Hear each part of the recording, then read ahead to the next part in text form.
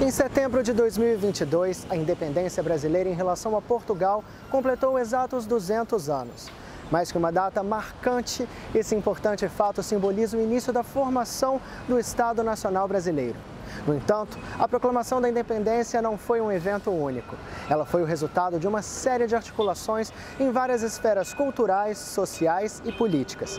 Em Registro.doc, vamos revisitar o nosso passado, apresentando alguns momentos e locais, importantes marcos da nossa história.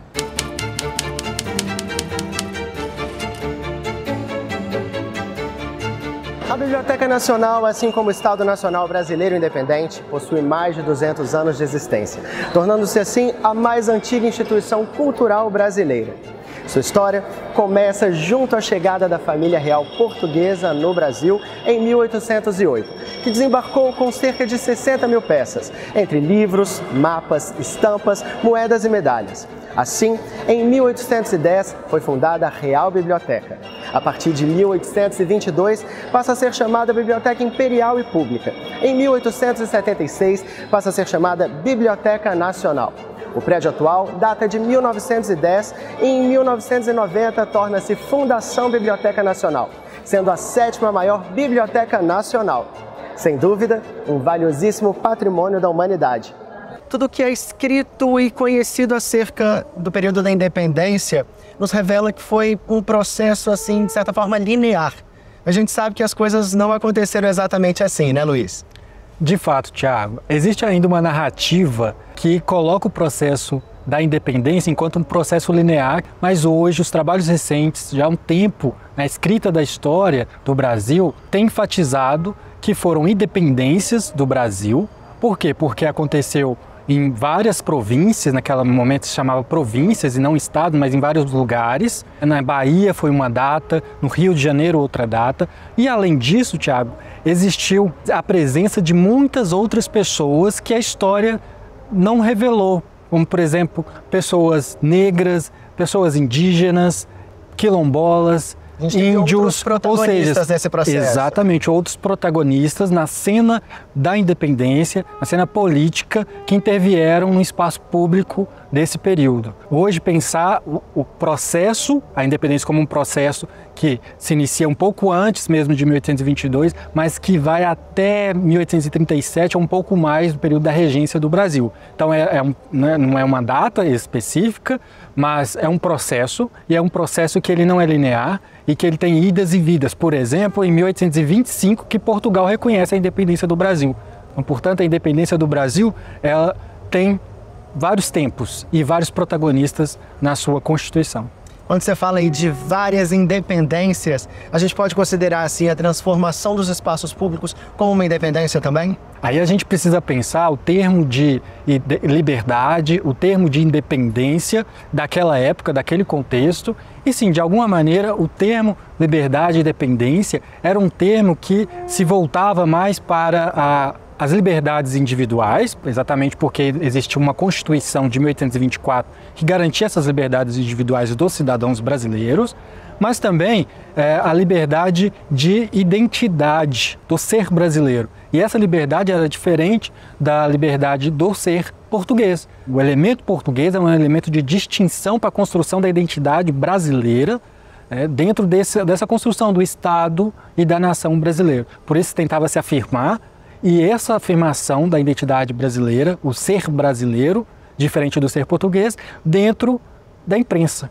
Os jornalistas da época, os fluminenses, principalmente, que estavam no Rio de Janeiro, publicavam jornais e defendiam a independência, a Constituição, o monarca, ao mesmo tempo que elaborava críticas à corte, ao Dom Pedro I, e ao mesmo tempo também conflitava com os portugueses que também publicavam jornais nesse período. Então, período de efervescência da imprensa mesmo. Justamente. Publicação em Portugal, publicação no Brasil. Como é que a imprensa se movimentava no período? Ela se movimentava a partir de uma luta política dentro desse espaço público. Uma das coisas importantes para a gente conhecer esse período de efervescência, tanto político quanto de publicação de periódicos, é entender que houve primeiro as revoluções liberais. E a partir dessas revoluções ocorreram movimentos contra essas revoluções, que são movimentos contra-revolucionários. Então, nesse período, o Oceano Atlântico foi um oceano de circulação de ideias, de projetos e de periódicos, de jornais da época. Então, muitos portugueses publicavam em Portugal, outros publicavam no Brasil, que vieram, por exemplo, emigrados, exilados para o Brasil, publicaram aqui no Brasil também. E no Brasil, os brasileiros, que buscavam afirmar a identidade deles, publicavam jornais. Após a abertura da Constituinte, em 1826, se tem uma intensidade, um aumento da produção de periódicos. Então, vários periódicos de vertente liberal começaram a serem criados. Então, em 1826 até 1831, existem muitos periódicos, muitos deles que foram contrários ao governo de Dom Pedro I e, ao mesmo tempo, alguns outros periódicos que eram a favor do governo de Dom Pedro nesse período. É nesse contexto que a gente pode falar que a imprensa tinha um papel ali de delimitar assim, as identidades políticas? Justamente. Aí ela marcava assim, a construção mesmo de uma identidade brasileira que se afirmava, assim como a identidade portuguesa, porque portugueses também fizeram parte dessa imprensa, publicando seus jornais nesse período, porque ao mesmo tempo defendiam a independência e defendiam o Império do Brasil.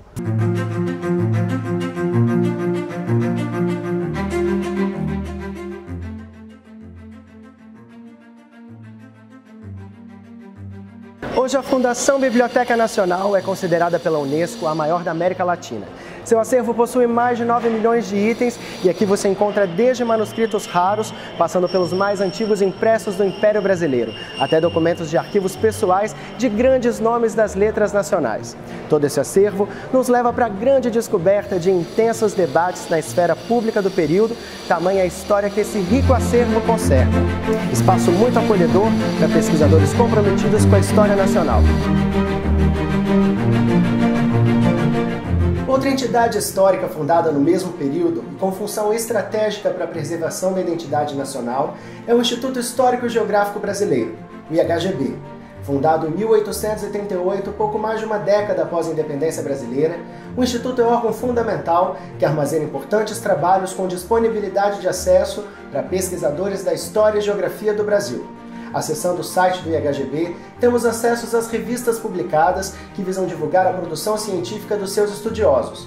Temos ainda acesso aos anuários da instituição, onde estão detalhados os acontecimentos do ano e as atas dos encontros. Bem como em sua hemeroteca, temos acesso a todo o acervo de periódicos.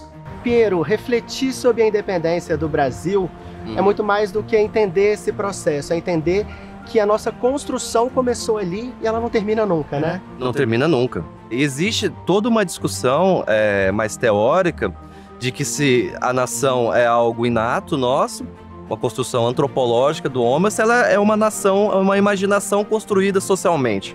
E se ela é construída socialmente, ela é sempre ressignificada e sempre nesse processo, como você bem apontou, de construção e reconstrução no tempo da nação. A independência do Brasil, e nós vamos falar do IHGB, ela foi construída e reconstruída várias e várias vezes com continuidades e descontinuidades. O IHGB, então, foi um dos espaços ali demarcados naquele período que essa demarcação foi muito importante, primeiro para essa construção de uma identidade própria da nossa nação. Sim. E para a própria nação como um todo. Agora, o IHGB tem uma importância, acho que maior, por ter sido o primeiro espaço do conhecimento que a gente teve. Existe todo um mito historiográfico de que a história no Brasil nasceu com o IHGB, o que não é bem verdade. Existiam outros espaços e outras formas de se fazer história anteriores ao IHGB. Por exemplo, sociedades ilustradas do século XVIII, as sociedades portuguesas também, que se propunham a escrever a história do Brasil. Mas o IHGB, ele está nesse plano, sim, e criado em 1838, dentro de uma reunião da Sociedade Auxiliadora da Indústria Nacional, fundada pelo Marechal Cunha Matos e pelo cônego Januário da Cunha Barbosa, em 1838, e outros espaços nascem com o IHGB nessa tentativa de se construir uma história independente do Brasil. Sim, é uma grande perspectiva do IHGB. O IHGB nasce com o Colégio Pedro II e nasce com o Arquivo Nacional e outras instituições que já vinham antes. Ele nasce com essas duas instituições e traz esse plano de construção de uma nação imaginada. A nação não é uma evidência, não está posta, ela deve ser construída. Então, ao mesmo tempo que a nação informa o fazer da história informa a nação. E o IHGB se propunha, era um espaço destacado nesse momento. Ele buscava, sim, politicamente, a centralização, um projeto centralizado. Podemos falar do Templo Saquarema, do Ilmar aqui. Ele buscava a centralização monárquica, sim. Mas o IHGB, ele tem uma projeção que avança de forma centenária. Até antes das universidades serem criadas na década de 30, a gente pode falar com segurança que é a principal instituição cultural do Brasil. Que teve uma atuação muito grande de Dom Pedro. Dom Pedro participou efetivamente. Em 1849, o IHGB é levado para o Paço Imperial. A Lúcia Guimarães, que é a nossa grande estudiosa do IHGB, tem a tese dela, não por acaso, e isso está na revista mesmo, no frontispício, sob a imediata proteção de Vossa Majestade Imperial. Dom Pedro participa de centenas de reuniões como presidente, presidindo o IHGB. Dom Pedro era um sujeito ilustrado, era um sujeito versado nas artes da história naquele momento. Tanto é que antes do exílio, um dos últimos lugares que ele frequenta é o IHGB. Mas o IHGB avança século XX adentro, avança na República, é importante depois sobre a presidência do Barão do Rio Branco, é importante para o Getúlio Vargas, é importante na ditadura militar, tem sempre essa relação ambígua com o poder, mas não é uma instituição fechada em si, como se existisse um projeto único de IHGB. E eu prefiro trabalhar o IHGB sobre a perspectiva do dissenso. Existiam muitos projetos dentro do IHGB, dentro desse espaço, mas sim, informava a construção da nação e um tipo específico de nação, né? Que tem uma relação com o passado português. Se quer uma independência do Brasil, é o ponto ápice da narrativa histórica. Se quer independência, um passado diferente do passado português, mas se quer herança portuguesa ao mesmo tempo. É um passado de cristão, é um passado feito por homens brancos, é um passado que está presente até hoje, quando você pega um 7 de setembro em 2022. Tem, né? A imagem geral, a imagem da mentalidade, não sei se eu posso usar essa palavra, a mentalidade social, a mentalidade coletiva é ainda informada por essa história que foi criada pelo IHGB. Obviamente que dentro das instituições, das universidades, espaços culturais, existe toda uma ressignificação da independência, ou, como estão dizendo, das independências. Existem várias formas de independência. A gente está mostrando que não foi uma só, né? Em vários flancos, social, cultural, econômico, político mesmo, não foi um movimento abrupto, como se em 1822 já se iniciasse um novo ciclo. E a gente percebe que é um processo, como a gente falou desde o início, de construção, que continua reverberando até hoje, e que a gente destaca pontos específicos ali de arte, acho que de sociedade, política, e que na verdade não tinha uma separação disso tudo também. Não, isso é muito interessante ser falado. Não existia ainda a especialização do conhecimento. A especialização do conhecimento ela só vem com as universidades da década de 30. Nós poderíamos falar que o conhecimento no Instituto Histórico era interdisciplinar, talvez. E o IHGB, durante muito tempo, era Instituto Histórico e Geográfico Brasileiro e Etnográfico. Mas, obviamente, que uma etnografia que via os povos originários sob a perspectiva do estudo, da absorção, e não como o outro da nação, aquele que vai ser absorvido. Mas, sim, existiu, além de políticos, artistas, intelectuais, várias formas de sociabilidade. É interessante que o IHGB ele é um instituto que você pode falar em termos de comunidade científica, até pela organização dele, como ele se organizava, mas ele é herdeiro de sociedades ilustradas do século XVIII. São academias, o IHGB foi criado como uma academia, ele não foi criado como uma universidade. Foi a primeira vez, eu acho, que eles normatizaram a escrita. Sim, isso é importante. Talvez, se o IHGB não é o nascedouro da história no Brasil, ele sim é um momento muito importante de disciplinarização da história. E hoje, que a gente está num outro momento, sim, mas um momento em que a gente resgata e continua construindo. Como grande pretexto para historiadores e pessoas da humanidades em geral, para se estudar justamente esse fazer da história, a construção da nação, a construção da identidade nacional, de uma comunidade imaginária, mas também formas de sociabilidade política, formas de produção de conhecimento, é uma fonte muito rica. É interessante a revista do IHGB, que no começo era trimestral, depois ela passa a ser semestral. Na primeira parte da revista, são os estudos mesmo que eram feitos pelas comissões. Existiam 3 principais comissões, que era a comissão de História, a comissão de Etnografia e a comissão de Geografia. Existiam também a Galeria dos Ilustres. Um dos grandes projetos do IHGB eram projetos de biografia. E quem eram esses homens, essas biografias? Grandes homens. Quem eram esses grandes homens? Aqueles homens daquela época, né? Que reverbera hoje no tipo de independência que a gente vê. Quem? Grandes políticos, pessoas de destaque, homens brancos, católicos, uma perspectiva de história relacionada com o passado português. E é interessante essa regulação da história. Quem trabalha isso é o Temístocles César. O IHGB, no seu surgimento, na sua emergência, em 1938, ele ainda está entre um padrão antigo de história, que dura secularmente, e um padrão moderno de história. Esse quer buscar o sentido da história. Qual que é o sentido da história brasileira? Aí vem a dissertação do von Martius. Qual que é os nexos da história brasileira? Então se procura uma cronologia, se procura as fontes, mas se procura um sentido também. Que a gente consegue entender o todo, né? Consegue, exatamente. Eles querem entender o todo. A centralização do governo era importante para isso. Deve-se entender o Brasil como um todo. Por exemplo, as províncias, existiam províncias que não estavam em total concordância com o que estava sendo feito na corte. E o IHGB propõe a criação de institutos regionais que fortalecesse a visão do Império nas províncias. Na década de 60 surge o Instituto no Rio Grande do Sul, de São Leopoldo, e surge também o Instituto Pernambucano. O IHGB vai caminhando por esse caminho, sim. Então a gente vai continuar essa construção? Você acha que é um processo que não termina nunca? É um processo que não termina. É tipo o manto de Penélope. A gente vai construir, desconstruir isso. É a própria condição dos artefatos culturais, é a própria condição da história como conhecimento e como devir, como vida mesmo, né? A nossa própria vida é uma eterna construção e desconstrução, né? E a identidade nacional é uma construção e uma desconstrução. Mesmo que existam perspectivas, como eu falei no começo, que trabalham com a ideia de que a nação seria um dado antropológico. Hoje o IHGB está sendo estudado em termos de global. Por exemplo, o IHGB sendo estudado em relação a ideias europeias, ideias da América, ou o IHGB sendo estudado em relação com outras instituições. O IHGB se relacionava com outras instituições. Em 1822... o IHGB, na década de 20, o IHGB propõe, que era o primeiro centenário, o primeiro Congresso de História da América. E também feito pelo IHGB. E já mostra essa dimensão do IHGB de forma global, que é uma das principais características da historiografia hoje, entender globalmente. Ele se relacionou, por exemplo, com uma instituição europeia chamada Sociedade dos Antiquários do Norte. E essa sociedade ela tinha um objetivo. Qual que era o objetivo dela? Descobrir se no passado americano existia algum vestígio viking.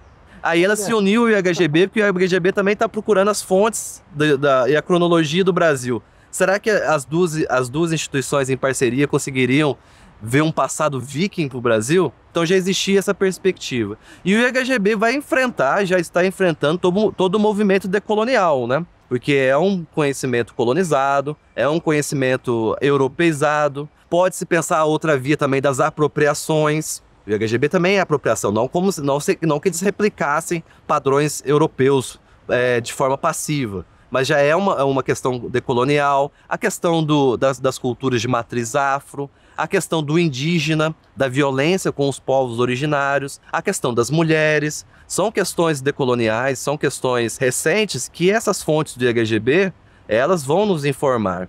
E pensar o IHGB como um construtor da discursividade majoritária da independência hoje. Se, no geral, a independência é vista com esse ufanismo, podemos pensar dessa forma, com esses símbolos foram construídos, como você muito bem falou no início, a partir desse fazer do IHGB, porque ele é a principal instituição de cultura. Ela é catalisadora de tudo. Como vai, Portugal? Que triste herança receberão de nós, os filhos nossos. Tantas lições sublimes de heroísmo, tantos feitos de nossos bons maiores. Patriótico zelo, amor de glória, num século estragamos. Nada resta. Que contraste terrível, como um dia nossos anais a história relatando, a parecer devemos.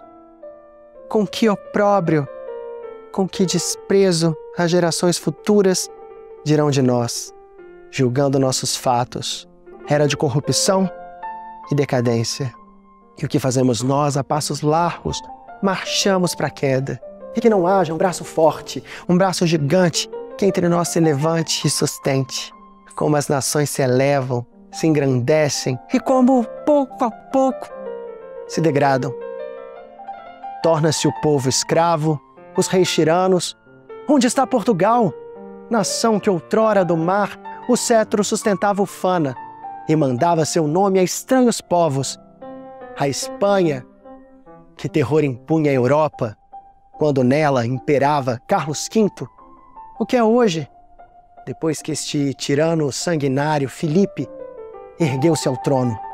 E essas nações antigas, Grécia, Roma, mães de tantos heróis, de tantos sábios, por que se desempenharam da grandeza?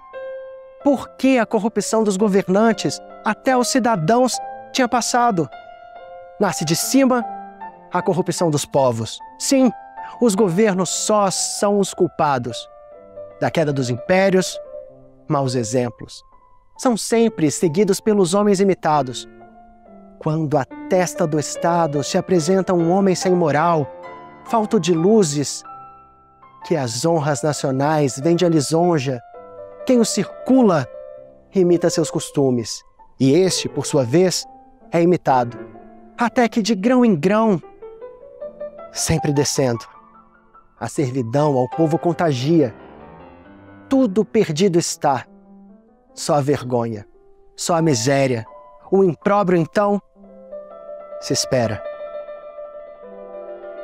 Trecho da peça Antônio Poeta e a Inquisição, de 1833, encenada em 1838, no Real Teatro de São João, atual Teatro João Caetano. Fundado em 1813, o Teatro João Caetano recebeu outros nomes, como Imperial Teatro São Pedro de Alcântara, entre 1826 e 1839, e Teatro Constitucional Fluminense, em 1831. Somente em 1923 passou a ser chamado pelo atual nome, que homenageia um dos mais importantes atores e empresários do ramo teatral oitocentista, João Caetano. O mesmo que, com sua companhia teatral, foi responsável pela montagem da peça Antônio José, o Poeta e Inquisição, do dramaturgo, poeta, romancista, médico, diplomata e professor Domingos José Gonçalves de Magalhães, o Visconde do Araguaia.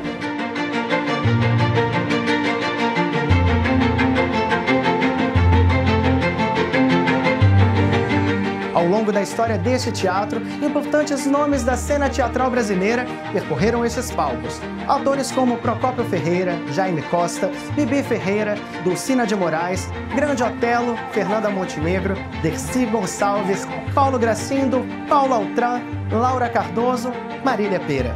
Aqui foram encenados espetáculos marcantes como My Fair Lady, Hello Dolly, Evita, Vargas, O Rei de Ramos, A Estrela d'Alva, O Corsário do Rei, A Floresta Amazônica e Sonho de uma Noite de Verão.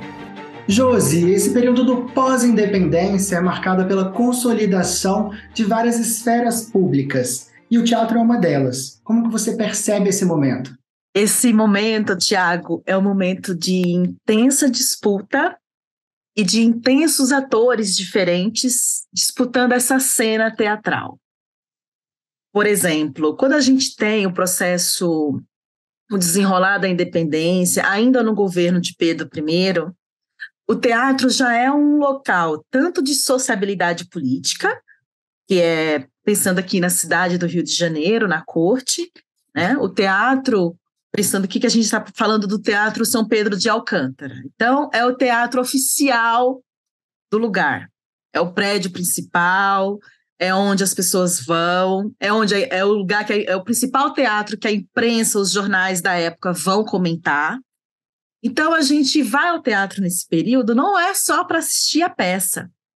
A gente vai também para ser visto, a gente vai também para saber as notícias da cidade, a gente vai para se inteirar dos acontecimentos políticos e a gente também vai para ver a família real, né? Então, a gente tem nesse teatro divisões na sua estrutura arquitetônica, que também favorece isso, mas o teatro, eu penso, a própria estrutura e o espaço teatral como esse espaço de sociabilidade política, em primeiro lugar. É o lugar do encontro. É o lugar também que eu vou conhecer os artistas, né? É o lugar também que eu vou saber de piadas, é o lugar que eu vou saber de notícias do exterior, de fora, que eu vou saber dos principais assuntos das peças, é o lugar que as quitandeiras vão vender seus quitutes, enfim, é um lugar de encontro. E também é um lugar de tensão. Ecléticos, desde sempre. Desde sempre. No período do primeiro reinado, que é no governo do Dom Pedro I, pensando aqui na parte da atuação, na parte das peças, a gente vai ter uma predominância das óperas italianas, né? Mas isso não é de modo também fixo, porque um espetáculo nesse período durava em torno de 4 a 5 horas, por exemplo. A gente tem aí luz de lampião, né, por causa que a gente não tem a luz elétrica ainda, então começava em torno de umas 15 da tarde, 4 da tarde, para ir um pouquinho estender até a noite, né? Mas eram espetáculos, porque o público, pensando aqui que a gente tem pensando aqui, ainda não rolou a independência, mas a gente tem um público muito intenso de brasileiros, mas também de imigrantes portugueses. A gente já tem o Rio de Janeiro nesse período, a cidade Corte do Rio é uma cidade que recebe muitos estrangeiros. O Porto do Rio de Janeiro recebe muitas mercadorias. A gente também tem a questão do tráfico de escravizados do período. Então, esse entra e sai de dinheiro também favorecia as questões teatrais do momento, do período. Então, isso também é muito importante. Então, a gente tem essa ativação importante de muitas pessoas de muitos lugares se encontrando nesse teatro. E no primeiro reinado, a gente tem uma predominância da música. A música, nesse período, não está afastada do teatro. Então, as músicas, as óperas, os grandes mestres da ópera italiana, como Rossini, nesse período. Quando a gente vai ter o processo de independência, a gente vai perceber que a cena teatral vai começar a se politizar. Então, aquele personagem da ópera também começa a aparecer o personagem da ópera cantado, mas esse também começa a aparecer diálogos, outros diálogos dentro da cena teatral. Josi, para concluir aqui esse papo tão gostoso, olhando de uma perspectiva presente e passado, o que esse teatro pode nos dizer hoje? Eu acho que pode dizer muitas coisas, sobretudo o processo de como é complicado e como é custoso, trabalhoso, o processo da gente achar cultura um direito de acesso, sabe? Porque nesse período do Império, a discussão sobre o direito à cultura já está presente, quando o Império cria leis especificando quem pode e quem não pode entrar no teatro, por exemplo. É disso que a gente está falando. Nesse período do Império, a gente tem essas discussões do espaço e do acesso. Isso pensando o teatro, as questões culturais, como um direito, né? Um direito de cidadania, um direito à cultura. O outro ponto é quando a gente pensa sobre as finanças de políticas públicas na área de cultura mesmo. Quando a gente pensa na questão do trabalho dos artistas, né? Dos financiamentos teatrais do período. Então, a gente vê uma longa duração quando a gente pensa na questão do teatro. Atualmente, quando a gente pensa nas grandes casas de teatro, a gente vive uma crise estrutural para a gente pensar sobre a questão da preservação teatral dos prédios antigos, por exemplo. Cidade como São João del Rei tem teatros lindíssimos. Alguns de lá, super bem cuidado, preservado. Alguns são do final do século XIX, outros são construídos no início do século XX, mas com uma cara de século XIX. Mas são teatros que estão dentro dessa discussão de cultura sendo algo de elevação do país, sendo algo de progresso. A gente tem essa ideia de progresso, de civilidade, enfim, por mais que sejam ideias etnocêntricas, europeias, mas tem essa discussão do acesso. né? De dar acesso às questões culturais. Então, eu acho que a gente pode fazer esses links entre o passado e o presente para a gente pensar a questão da preservação do patrimônio, da cultura, do teatro, e tanto desse teatro, dessa arquitetura, como do fazer teatral, pensando também nas expressões das teatralidades populares, né? Dos artistas locais. Poder, né, de ressignificar, então que a gente siga fazendo teatro e ressignificando as nossas identidades, principalmente a nossa história. O Teatro João Caetano é bicentenário e passou por diversas transformações, principalmente em sua estrutura física. Isso porque alguns acidentes ocorreram ao longo do tempo. Em 1824, em 1851 e em 1856, o teatro foi tomado pela chama de grandes incêndios. Isso causou muito prejuízo para a memória das artes no Brasil, pois destruíram importantes acervos da dramaturgia nacional. A importância desse teatro é inegável, porque foi aqui que foi assinada a primeira Constituição brasileira, o que reforça simbolicamente sua função político-social. Uma nação pensada em grupos de artistas, poetas, dramaturgos, homens das letras que cautelosamente idealizaram e sonharam um Brasil com cores, sentidos, espaços e caminhos próprios. Para a gente começar o nosso bate-papo, eu queria que você explicasse o conceito de cor local. Cor local é um conceito muito característico do movimento intelectual do romantismo brasileiro. Na verdade, são romantismos, por se tratar de muitas e muitos intelectuais que construíram diversidade de posicionamentos e formas de pensar, mas justamente a cor local é uma das características que uniram uma parcela de muitos daqueles intelectuais, literatos, sócio-historiadores, por aí vai. A ideia cor local seria uma especificidade que entende que existem características no território brasileiro que nos identifica, que faz com que nós sejamos diferentes de outras nacionalidades, de outros países. Lembrando que essa ideia de nação, país, ela é muito recente, né? Ela é moderna, não existiu sempre. A cor local brasileira, portanto, para muitos desses intelectuais dos romantismos, seria a heroicização de uma imagem que, sem dúvida nenhuma, ela é fantasiosa da identidade dos indígenas, entendendo eles como todos iguais, como se existisse somente uma identidade indígena, aquela identidade edênica, deles nus, sabe, uma imagem completamente idealizada, genérico, homogêneo, e entendendo que eles se encontram no passado brasileiro, né? Não se encontravam naquele momento que eles viviam ali no século XIX, começo do século XX, né? Dos movimentos românticos. Desconsiderava-se a pluralidade dos povos originários e negava muitas vezes a presença dos indígenas no território brasileiro do século XIX e XX, entendendo que não existiam mais indígenas, justamente por causa dessa identidade única e homogeneizada. Quem existia era mestiço. Então, portanto, essa cor local, muitas das vezes, ela quer enaltecer uma imagem dos indígenas, mas é um indígena completamente idealizado do passado, não os indígenas que viviam naquele momento, estavam sofrendo, lutando por suas vidas e por suas identidades. Lembrando que o português foi obrigado a ser falado aqui, né? Até então, até no começo do século XIX, falava-se mais o Inhangatu, que era a mescla de várias línguas, especialmente línguas indígenas. Cor local, esse conceito, ele parece muito bonito, né?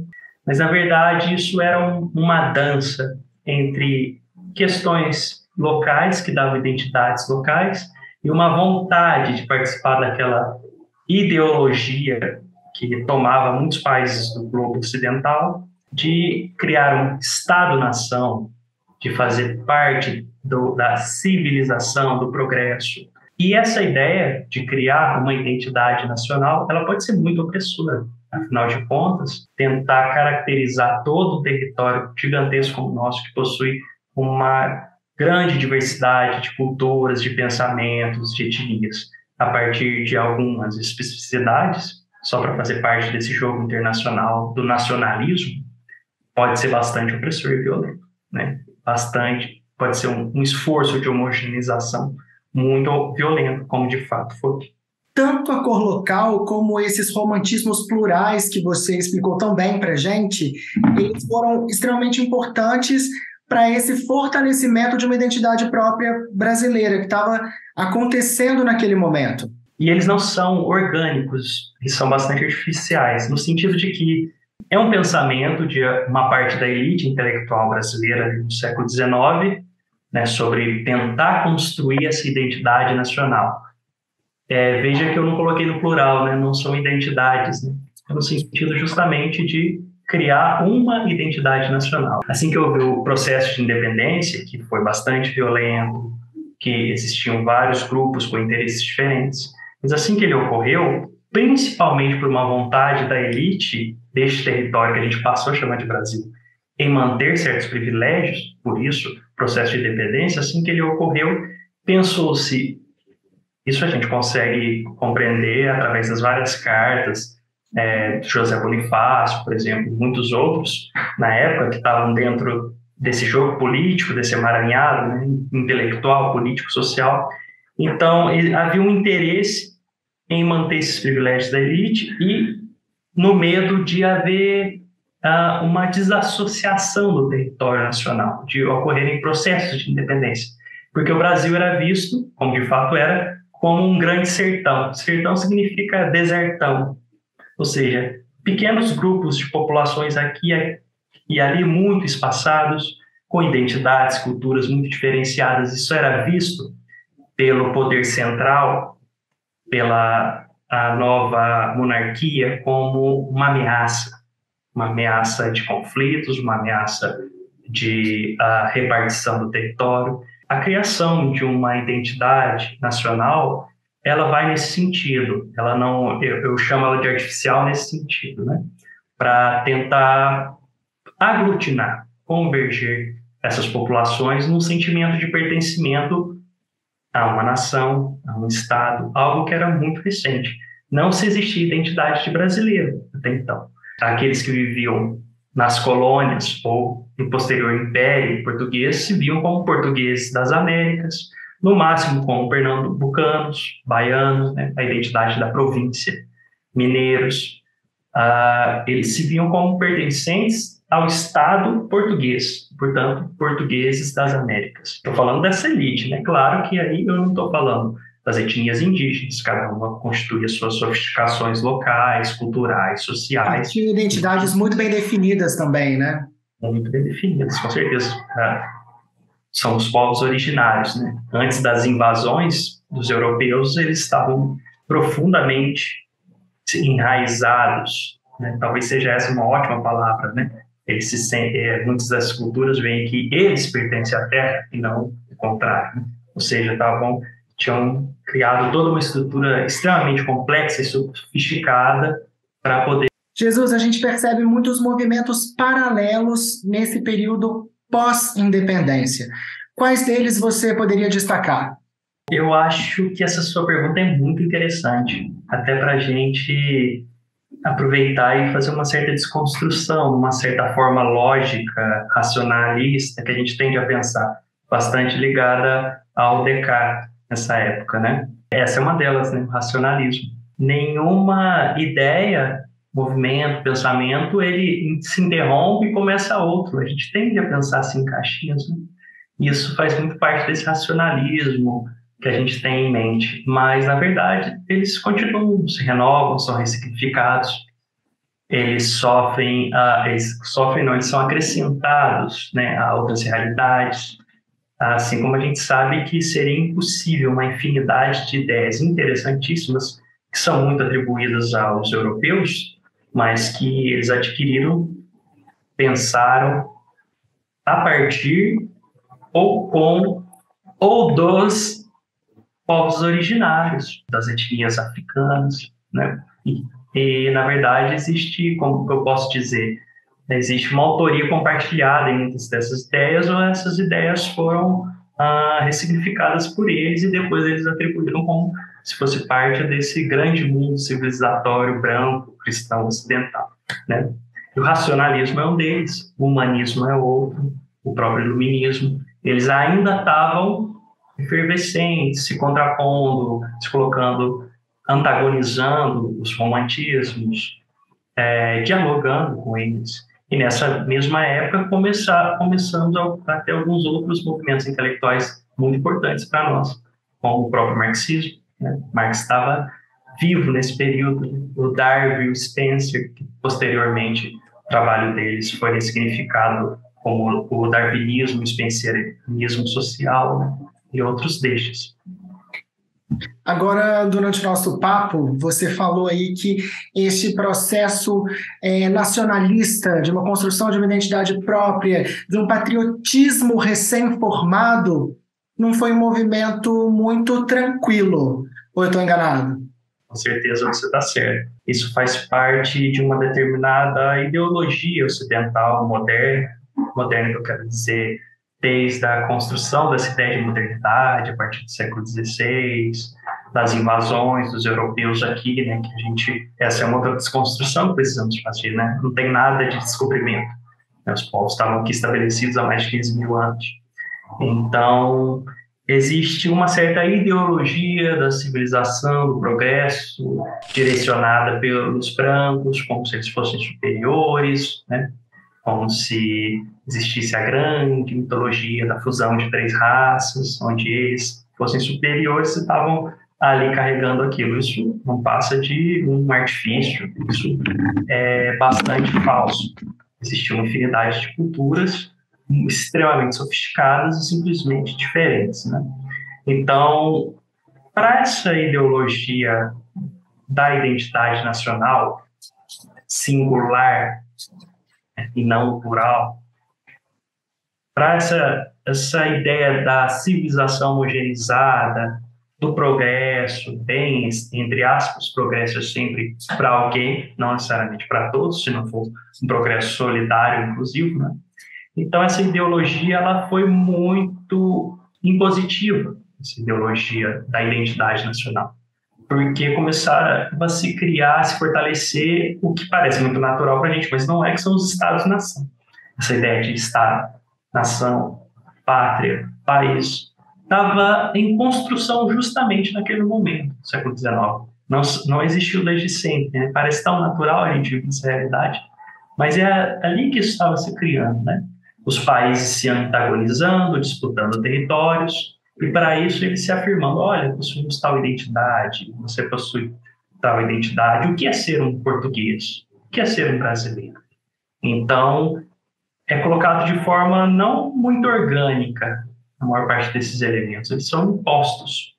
E a própria ideia de que não existe uma pluralidade de etnias, mas a etnia brasileira, muito foi discutido nessa época, né, a partir da própria mestiçagem, o branqueamento, coisas profundamente violentas, elas são epistemicidas, etnocidas. E, portanto, a população, obviamente, como todos os sujeitos protagonistas, eles não simplesmente aceitaram isso docilmente. De uma identidade própria brasileira, como você a definiria? Eu a definiria como plural. Eu diria identidades. A gente tem que sempre pôr o S aí, para a gente poder justamente não repetir esse ato, ou melhor, tentar não repetir esse ato, né, de colonização, de imposição de uma homogeneidade, de uma unidade. A gente tem que permitir não permitir nada, a gente tem que entender, né? Ninguém tem esse poder de permitir algo, a gente tem que entender que as coisas são plurais, que a composição de todo Estado, de todo país, de toda nação, ela é da multiplicidade, especialmente um país tão etnicamente múltiplo e rico como o nosso. Então eu diria, a nossa identidade se define por identidade. Mais do que nunca, né? Exatamente. Porque uma das mais importantes escolas de teatro da América Latina carrega o nome de Martins Pena. Conhecido como fundador da comédia de costumes no Brasil, Martins Pena, importante dramaturgo, foi muito além dos palcos. Entusiasta de uma arte nacional engajada, o que pouca gente sabe é que ele foi crítico de música lírica em meados do século XIX, exercendo a função de cronista ao escrever sobre o movimento do teatro lírico na corte para o Jornal do Comércio, que era importante periódico da época. Além de suas diversas peças teatrais, produzidas entre 1838 e 1847, seu envolvimento com a música é o reflexo de um profundo engajamento com a questão da identidade nacional, fortemente debatida após a independência brasileira. Martins Pena acreditava ser necessário investir no teatro brasileiro em todas as suas vertentes. Não por acaso, a primeira escola pública de teatro do Brasil recebeu seu nome. Fundada em 1908, a Escola Técnica Estadual de Teatro Martins Pena iniciou suas atividades em 1910, com a primeira turma formada em 1913. Por lá, passaram grandes nomes das nossas artes cênicas, como Procópio Ferreira e José Wilker.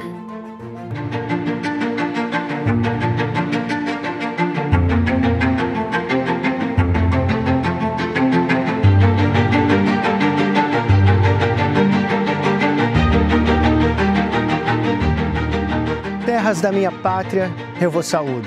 Depois de longa ausência, eu te saúdo ao sol da minha infância. Ainda brilhar te vejo nestes climas da providência esmero, onde se apraz a amiga liberdade, tão grata aos corações americanos.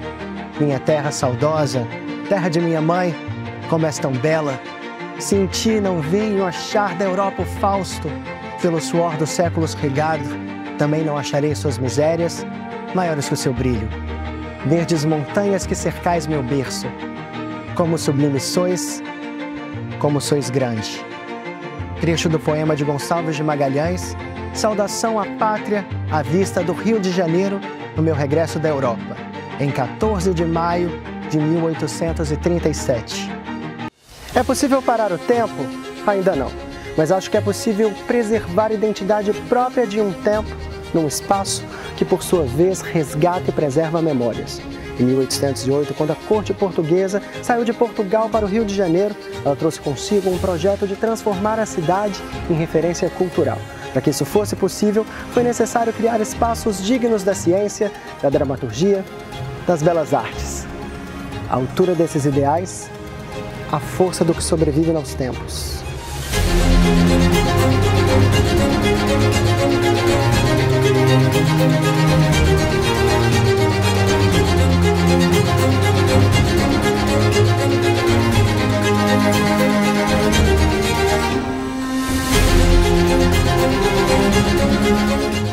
Oi, Isis, a gente percebe com a chegada da família real aqui no Brasil a necessidade de criação de marcos civilizatórios, ou seja, transformar o Rio de Janeiro numa cidade cultural, para ser a cidade agora pátria dessa família. Foi isso mesmo? Então, na verdade, basta a gente pensar, né, que eles saíram de uma cidade como Lisboa, né, moravam em palácios, né, tinham acesso a museus, a espaços artísticos, e eles chegam no Rio de Janeiro, né? Então, nesse momento, um ponto elementar, fundamental, é dar uma estrutura para essa família, né, e sua corte habitar essa cidade. Então, alguns elementos são marcos fundamentais, o jardim botânico, depois dar uma casa para esse acervo de livros que são trazidos nessa viagem. Então, a gente tem vários elementos importantes aí que vão dando esse tom da construção de uma cidade que vai se adequar, portanto, a essas nações civilizadas. Então, o que a gente vê que começa a se formar é um projeto civilizatório, em ondas. Então, a gente tem esse primeiro momento. E aí, quando vem a independência, começa a se apresentar a necessidade dessa construção de uma identidade. Imagina que o Brasil é um território enorme.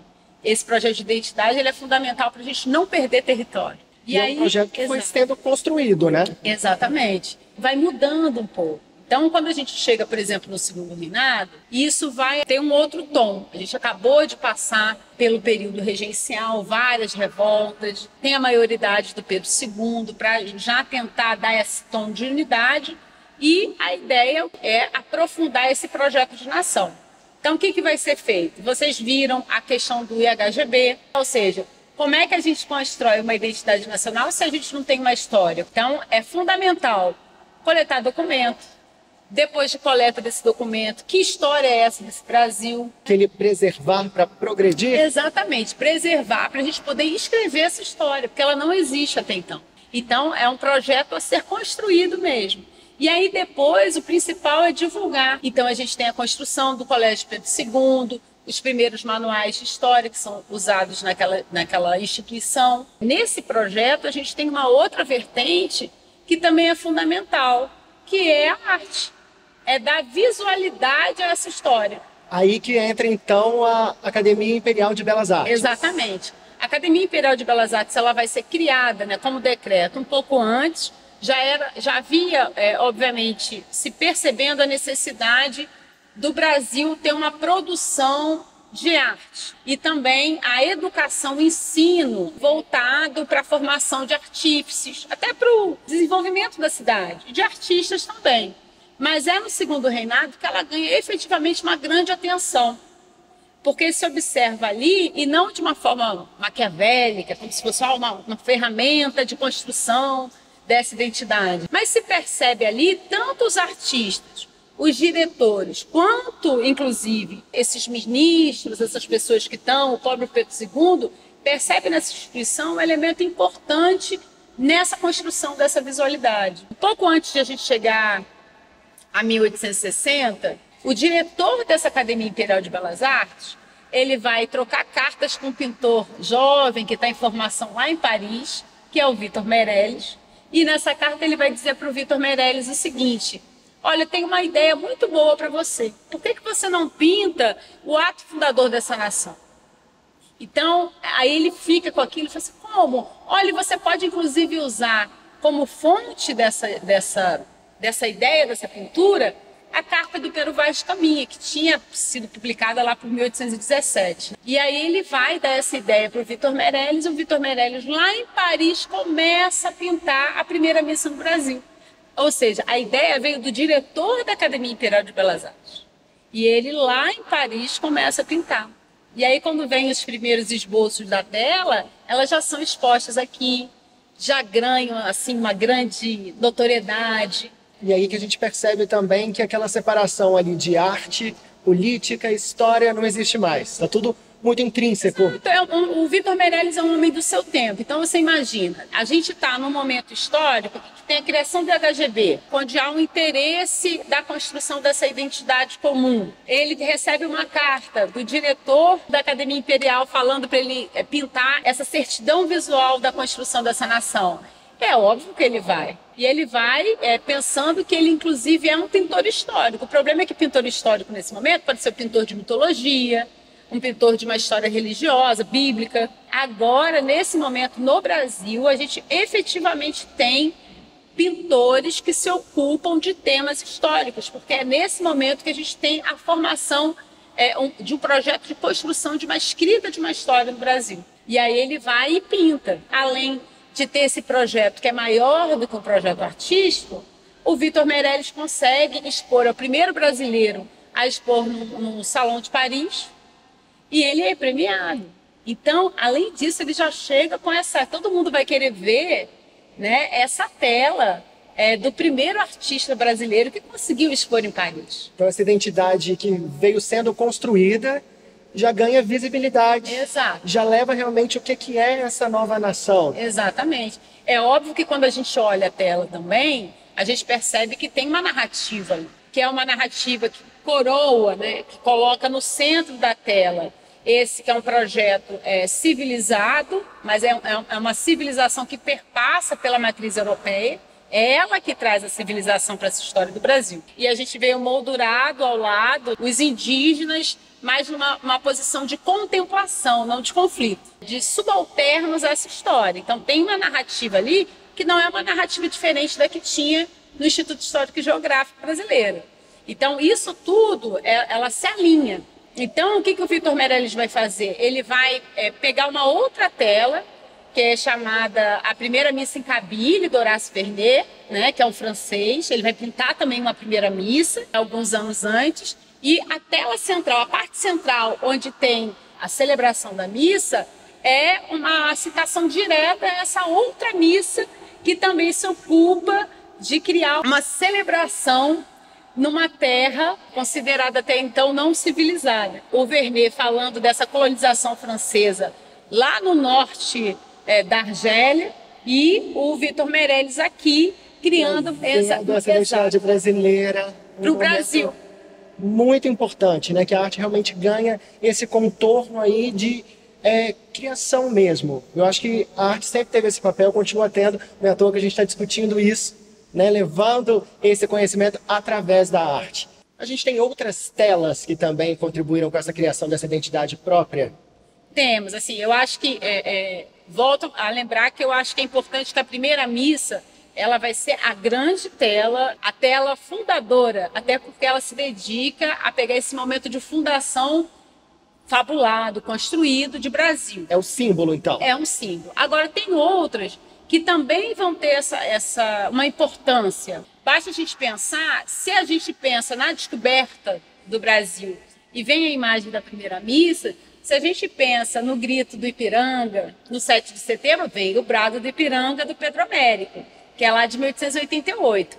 Então, essas telas, inclusive essa tela, ela é construída, ela é encomendada, para ocupar um espaço dedicado à celebração dessa independência, que vai ser o Museu do Ipiranga. Então, essas duas telas, elas se tornam tão canônicas que é como se elas perdessem a ideia de uma representação. É como se elas fossem uma janela para o passado. Tanto que, assim que a gente tem os primeiros livros didáticos de história ilustrados, são elas que vão exatamente unir a palavra à imagem. Então, quando a gente vai falar lá do caso da primeira missa, essa primeira missa ela não vai vir no capítulo sobre o segundo reinado. Ela vai vir no capítulo que fala lá de 1500. Então, ela vai se unir de uma forma da visualidade ao fato histórico. O brado do Ipiranga do Pedro Américo, a mesma coisa. Essa tela ela vai dar a imagem ao fato histórico. Então, sequer se imagina, lembra que ela é uma representação. Por exemplo, que essa tela foi encomendada para ficar no Museu do Ipiranga, no caso do brado do Ipiranga, ou que o Vitor Meirelles foi dada essa ideia pelo Araújo Porto Alegre, que ele pintou em Paris, né? Quais são as questões que estão em torno daquela pintura, né? Como é que essa história é contada. Então, isso tudo se perde e essas telas ficam como se fossem um elo com esse passado e não uma representação desse passado. Revisitá-las hoje é ter acesso a esse passado também? Eu acho que é ter acesso a uma fabulação que se quer desse passado. Isso eu acho interessante, né? Pensar como a gente está incessantemente construindo a nossa história, incessantemente pensando sobre os elementos que são importantes para essa identidade, que é uma construção, e olhar para essa tela primeiro. Ela nos evoca algo que está muito vinculado à nossa ideia de Brasil, mas eu acho que olhar para essa tela também, né, e isso é um elemento muito interessante que, enfim, desde da década de 80, do século XX tem sido feito, essa tela tem sido trazida cada vez mais nos livros didáticos para ela ser problematizada. A gente não precisa deixar de olhar para essa tela porque os indígenas estão contemplando esse projeto civilizatório europeu, né? Mas a gente pode entender de onde vem esse projeto, né? Até para a gente pensar um pouco, né, que outros caminhos a gente pode ter em torno de projetos de Brasil, né? Não é mais aquele índio que contempla, né, subalterno. Talvez repensar que modelo é esse de projeto de Brasil que se construiu ali no 19, que mesmo pensando uma união racial, o projeto do IHGB, do Von Martins, era uma união racial hierarquizada, onde a gente tinha uma hierarquia muito clara e muito excludente. Então, a gente pode pensar esse projeto de Brasil problematizando esses que são os nossos mitos fundadores, né? E problematizando e pensando, repensando sobre a gente hoje. Então, sempre rever a primeira missa no Museu Nacional de Belas Artes, para mim, é sempre um convite a pensar no futuro, não só no passado. Então, a gente continua construindo e usando a arte como uma ferramenta muito rica nessa construção. Certamente, né? A arte ela é um elemento de uma potência muito grande, porque ela não trabalha, embora ela tenha como a gente conversou aqui, ela tem uma história, uma produção, tem a intenção do artista, é a carta, é a pesquisa, é outra tela que ele viu, que ele vai fazer uma citação, que ele vai pensar. Então, são várias coisas que estão ali naquela imagem. Então, aquela imagem, ela obviamente vai mexer com algumas questões que são de uma noção do que é história, daquilo que a gente imagina como sendo momento fundador do Brasil, que é uma fabulação, novamente dizendo, mas ela tem uma outra coisa que é do lúdico, né? Ela tem uma outra coisa que é da fruição, tem uma outra coisa que é de um outro lugar, né? Então a arte, ela nos afeta. Eu acho que isso que é o interessante, né? Quando algo nos afeta, a gente tem a potencialidade de pensar sobre as questões que ela traz, né? Então a arte é sempre um lugar certamente de afetação. Então que a gente continue tendo essa afetação aí com a produção artística. Certamente. Que a gente nunca pare de construir, nem de criar, nem de transformar através da arte. Exatamente. Quer sentir um pedacinho da cor local brasileira? O lugar ideal para isso é aqui no Jardim Botânico, que com sua característica de natureza preservada nos faz sentir um pouquinho daquilo que é bem nacional. Idealizado pela família real em sua chegada ao Brasil em 1808, esse é um dos vários espaços nessa cidade que materializam o projeto de uma nação independente. Refletindo sobre esse processo da independência do Brasil, se a gente for olhar a história por uma ótica artística, a gente não estava tão independente assim, né, Paula? Não, nesse período a gente pode pensar uma espécie de paradoxo mesmo no campo artístico, quando a gente vai falar da independência. Porque o campo artístico brasileiro, ele se constitui em um período muito longo, né, em que ocorrem vários episódios, e a gente pode partir da reflexão de que esse campo artístico institucionalizado, ele parte da missão artística francesa. Então, com ela, a gente tem a chegada de muitos artistas franceses, como Debré, Joaquim Le Breton, que é a figura principal nesse processo também, e Tonet. Então, a gente tem também a chegada de estilos, de técnicas artísticas europeias. O que estava sendo produzido aqui era muito parecido com a produção europeia. Sim, técnica, simbologia, é muito igual. Sim, é bem parecido. A gente tem algumas adaptações, né, com a realidade brasileira, e temos também a questão da vinculação da Academia Imperial de Belas Artes com o projeto governamental. É uma relação muito próxima, muito complexa, que a gente precisa pensar nisso também, porque isso influencia no que está sendo produzido também, né, no discurso das obras, o discurso imagético das obras. Nesse período houve uma preocupação muito grande em transformar o Rio numa cidade cultural. Então houve uma demarcação muito específica dos espaços culturais.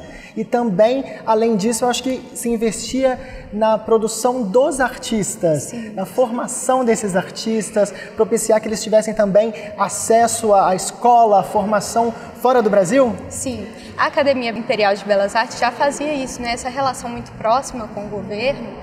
Ela propiciava também o patrocínio, né, a bolsa de estudo aos artistas para complementar a sua formação na Europa. E a partir disso a gente tem a criação da Escola Nacional de Belas Artes. Ela é criada em 1890, dura até 1965, com uma mudança de espaço também. A gente tem a ida da Escola Nacional de Belas Artes para um prédio modernizado, um prédio que comporte melhor a estrutura que começava a se formar, que é uma estrutura que cresceu também rapidamente, mais professores, mais alunos, premiações também, então a gente precisa de novos espaços. Então a gente tem essa mudança da Escola Nacional de Belas Artes. O prédio antigo da Escola Nacional de Belas Artes vai ser o prédio do Museu Nacional de Belas Artes que a gente conhece hoje, que tem esse acervo tão importante, né, para esse estudo desse período. A gente tem também o Museu Histórico Nacional, que surge no âmbito já do centenário da independência em 1922. Aí esse âmbito do centenário a gente já pega um momento de consolidação daquela identidade que estava sendo formada ali no período da independência. Sim, consolidação e também algumas reinvenções, algumas renovações no campo artístico. A exposição do centenário ela é dividida propositalmente em a seção de arte retrospectiva, que tem os grandes mestres, Pedro Américo, Vitor Meirelles, e a seção de arte contemporânea, que tem, por exemplo, a Georgina de Albuquerque, que é a primeira mulher a se destacar por uma pintura histórica aqui no Brasil. Agora a gente fala muito da arte ali como formadora dessa identidade própria brasileira, mas ela também tem um papel social muito importante nesses períodos. Tem um papel social, principalmente no âmbito didático e moral. Porque as obras são pensadas, claro, a partir de documentos históricos, né, as fontes históricas, porém num sentido que é ao mesmo tempo literal e idealizado.